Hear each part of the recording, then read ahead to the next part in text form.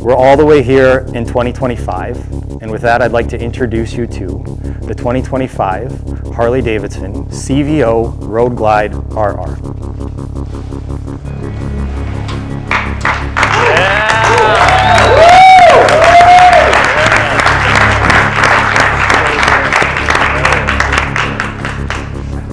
I could probably stand up here for hours and talk about the tech and spec. Hey, what's up guys? Matt here. So Harley-Davidson just pulled a serious rabbit out of the hat that I don't think anyone was expecting. Probably the biggest and baddest, most powerful bike that Harley-Davidson has ever produced. Now, before I let Jason Kehl, the director of Harley-Davidson's factory race team, get into it and give us all the details, I'm just gonna go over some high-level stuff, cover some of the most frequently asked questions, and just some real basic information about this 2025 CVO Road Glide RR. So this is one of two pre-production motorcycles in existence. The production bikes, it was my understanding, is going to be pretty much 100% of what you see here. The level of fit and finish on this bike was absolutely insane. So that leads me to production. So there will only be 131 of the CVO Road Glide RRs produced in the world. They're only available in North America. Now, of course, these bikes aren't going to be produced on the normal factory line in York, Pennsylvania. They're all hand assembled, and that takes a little bit of time. Just the swing arm takes about 12 hours for the CNC machine to cut it down from a 220-pound block of billet aluminum. But we're told these bikes will start landing in dealerships in the summertime, around June or July, give or take a month. And it will have an MSRP price tag of $110,000. This is as close as we can get to the actual King of the Baggers racing bike that the factory team uses on the racetrack and still be street legal. So there's a lot of parts that were battle tested out on the racetrack over the last 3 or 4 seasons by the factory race team that have trickled down into this RR.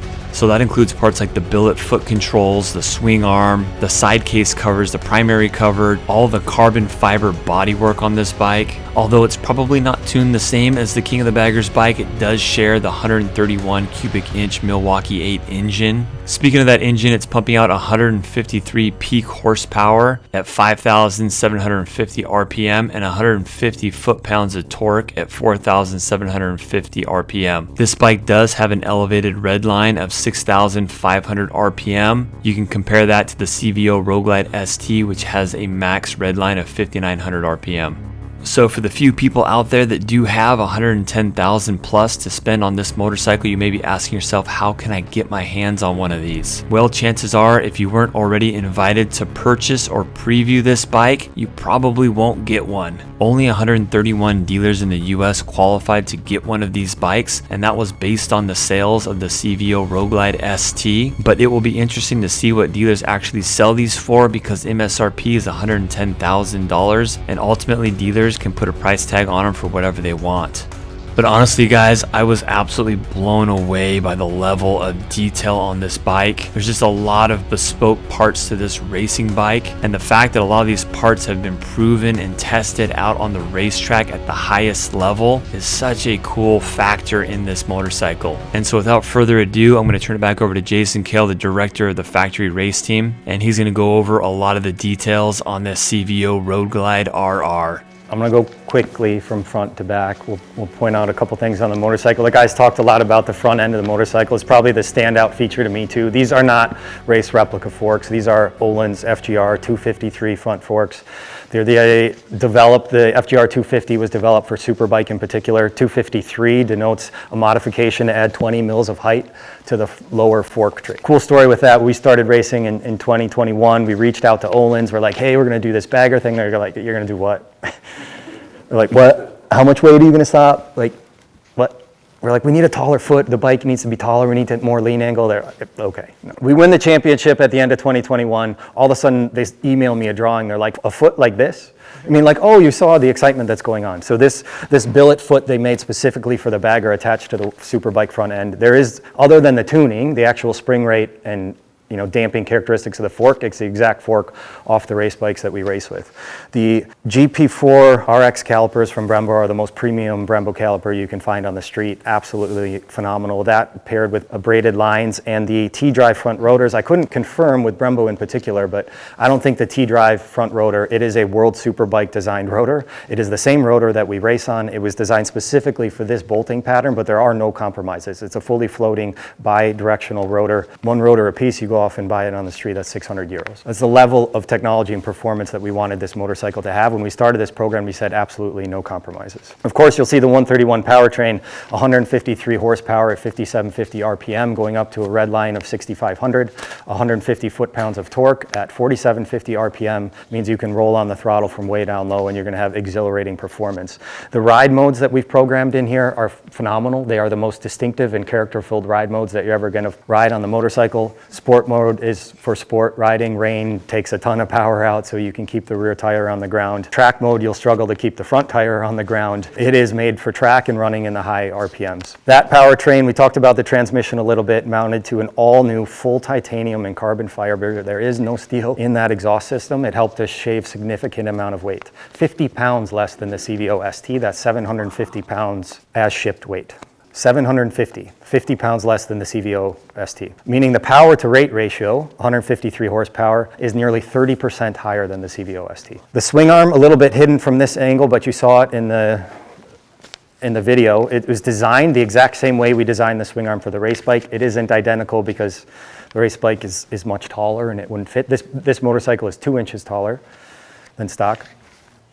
That swing arm was designed using a process called topology optimization. So what we do is we take a block of material in an advanced computer program, we set boundary conditions, we say we want it lighter and stiffer, and we let the computer do millions of different iterations in terms of removing material and providing us the lightest, stiffest shape that we can. We have a swing arm that's 10% lighter, 10% stiffer than stock. It starts as a 220-pound billet piece of aluminum. Again, no compromises. It takes over 12 and a half hours to machine each swing arm on these 131 motorcycles. Full billet mid controls, the first on a bagger. You'll see the shift side on the left side of the motorcycle, as well as the full primary cover, as well as the cooling fins integrated. Of course, a lot of that weight savings also comes from the carbon fiber from front to back. I do want to note the carbon fiber of the front fairing saddlebags and lids, however, is not just carbon fiber, it's a carbon fiber Kevlar carbon fiber layup.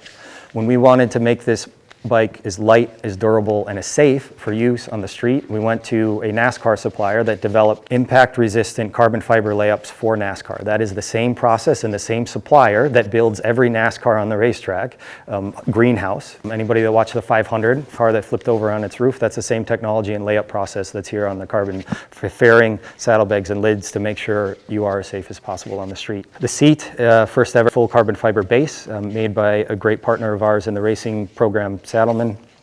There's also the things that you can't see on the motorcycle. Polyurethane bushings in the riser to make sure that the handling is as best as it can be. A full billet clutch basket in the side, the exact same clutch basket that we needed to develop to make the clutch live during a racing application. It's a 7075 US sourced aluminum machined just up the road in Wisconsin with the US military spec anodized to make sure it's hard.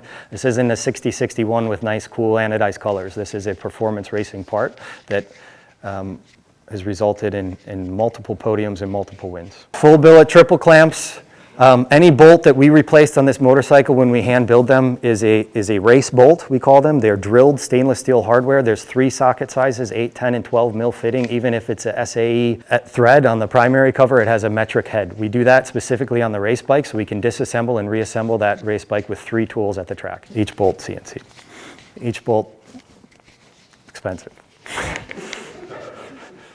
When you come look at this, you'll see the carbon fiber tank console, but also the carbon fiber triple clamp cover. That's also CNC'd. How do you get 2 pieces to fit together in a clean way on the top? We add additional carbon fiber material on the backside, CNC it away to get a perfect fitment on the top of the triple clamp. We can keep talking, but you guys are more than welcome, please, to come up, look at the motorcycle. As excited as I am for you to look at it, like Carl said, when people get to ride it, that's when the real excitement is going to come in, because it's just a phenomenal ride and the pinnacle of performance for Harley-Davidson.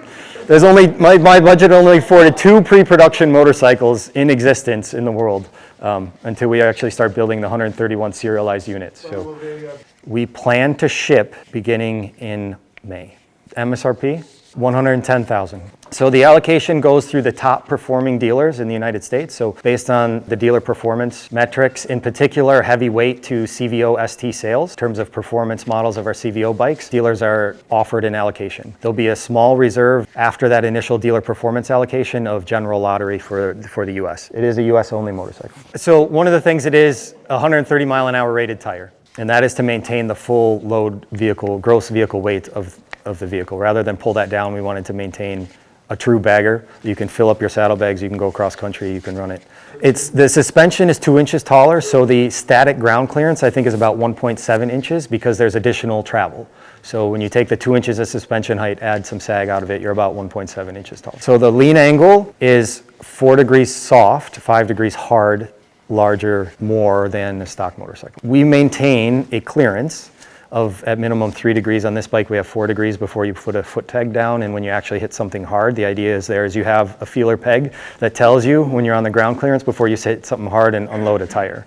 It's something we design into all of our motorcycles. We added an extra degree on this one, so we have at least 4 degrees of clearance. Now I can tell you these guys on the track had those 4 degrees gone in a matter of hours. So even the exhaust on this had to be replaced for this event because they were well past 5 degrees. So they're the same tires, the same Dunlop tires as the CVO ST. The shocks are the same shocks in the P&A catalog, the same shocks on the race bike. The only difference is the height. So the body of the shock is different. Other than that, they are the same as the shocks that we use on the race bike, with the exception of the race bike has a different, spring and damping characteristics. But this is not the P&A accessory that we launched in January that mounts to your OE triple clamps. These are full billet triple clamps designed specifically to hold these FGR 253 front forks. That's no compromise race front suspension. That is the pommel. Pommel being the front of a saddle, generally used to refer to equestrian events, also used to refer to the front of the seat on bagger racers. It particularly provides support for the inside of the thigh when you move off the motorcycle and you hang off the side. Yeah, so last year, the factory race team partnered with Akrapovic. They're a Slovenian company. They own all of Eastern European titanium foundry.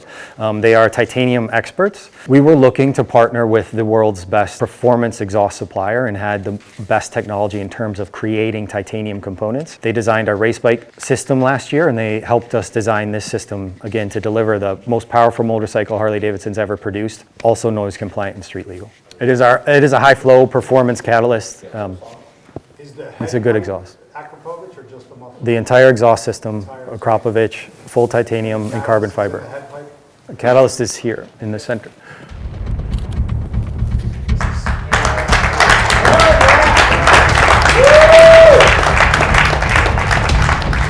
Thanks a lot for watching, guys. I'd like to say keep an eye out for my first ride and review on the CVO Road Glide RR, but chances are I probably won't get to give this bike a proper review. I definitely won't be purchasing one of these for myself. I guess I'll just have to try to be happy with my CVO Road Glide ST. If you enjoyed the video, guys, give me a thumbs up. If you haven't already, make sure you hit that subscribe button to check out all our future content. And I'm sure you'll probably be seeing a little bit more of this bike on my channel in the future. I just want to congratulate all the engineers and the race team and everybody over at Harley-Davidson Motor Company on a project well built. This thing is a work of art. And good luck to Kyle Wyman and James Rispoli and the rest of the Harley-Davidson factory racing team this season on the King of the Baggers. Good luck, guys. We'll see you all on the next video. Later.